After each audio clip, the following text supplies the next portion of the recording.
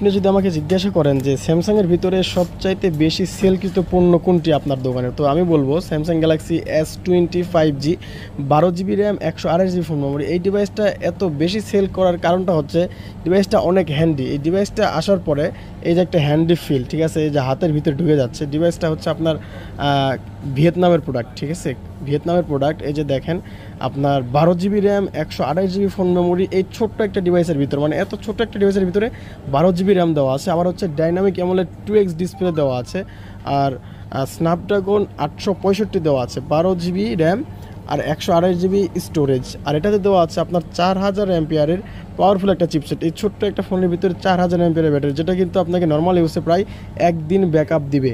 আর এটাতে ইউজ করা আছে আপনার পিছনে 64 মেগাপিক্সেল ক্যামেরা প্লাস 12 আর সামনে মেবি 32 মেগাপিক্সেল ক্যামেরা, এরকমই কি জানি একটা দেখছিলাম, ভুলে গেছি। তো এটা নিতে হলে আসতে হবে যমুনা ফিউচার পার্ক।